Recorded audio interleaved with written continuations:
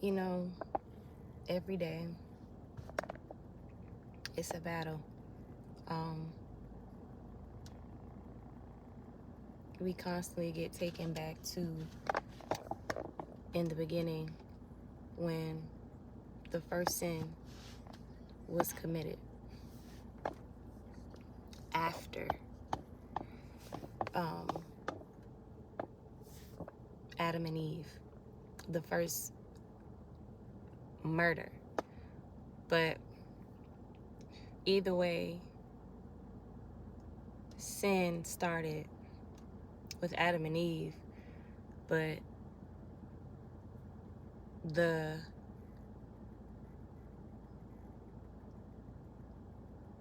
offense,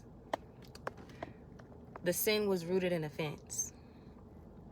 Offense that Cain had towards the Most High God for not honoring or acknowledging his sacrifice.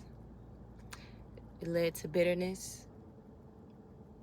Then that bitterness and jealousy that he had towards his brother Abel led to murder. Then when he murdered him, he felt shame. And he realized what he had done. He allowed Satan to enter into him, just like Eve did, to deceive him into committing the sin. But instead of repenting, he went on to continue in that sinful lifestyle, which led to the cursing of the generation of Cain. He was marked because he refused to acknowledge the Most High, to come to the Most High.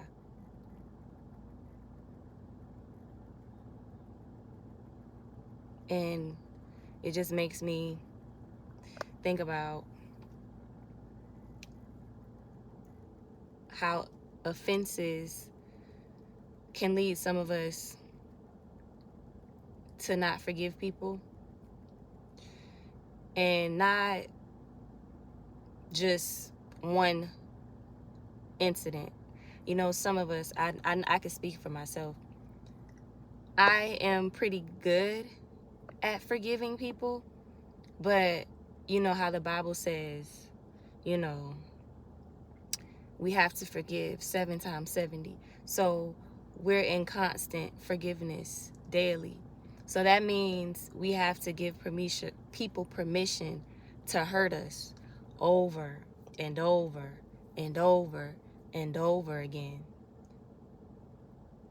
And sometimes, you know, that saying, burn me once, shame on you, burn me twice, shame on me.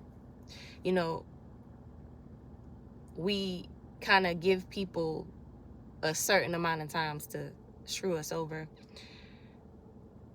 And as much as we want to protect ourselves, it is not biblical. We have to continue to still love people and to forgive, to not hold on to their offenses, to release every single day, to let it roll off of our backs.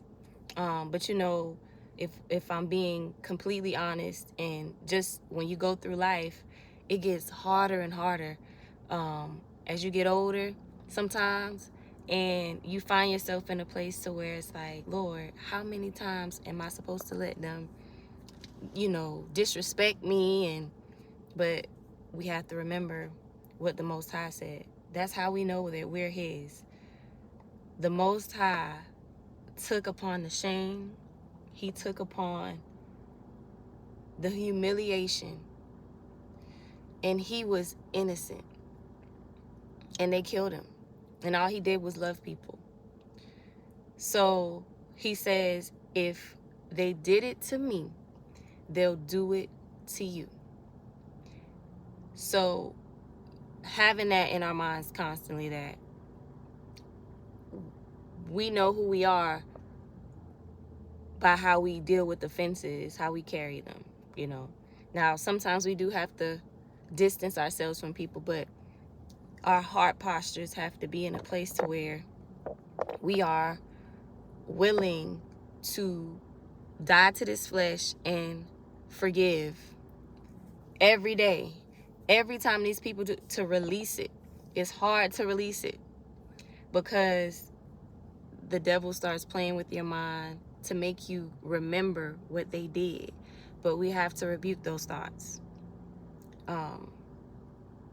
And just give it to the Most High.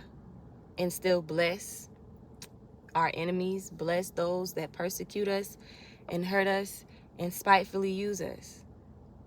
And just to remain quiet. Sometimes I'm getting better at it, but it takes a lot to just remain quiet and sit still and let people disrespect me. I feel the need to take up for myself. But the more we humble ourselves and get into this word, sometimes we have to remain quiet. Sometimes we have to just sit in silence and pray. And remember, forgive them, for they know not what they do. And the Most High has his way of spinning the block for people, to having them reap what they sown and seeing the error in their ways without you having to say a word. Vengeance is mine and justice is his. I remember someone that I met and came encounter with saying how her mother would tell her, you owe no one anything but to love them. And that is what Christ did. He loved in spite of sin. And that is what we have to do daily. In spite of how we feel, that is how we know that we are his child. And we have to forgive, keep forgiving, even when it hurts. Just to keep forgiving and releasing it to the Most High God and letting him handle it. I hope that helps somebody.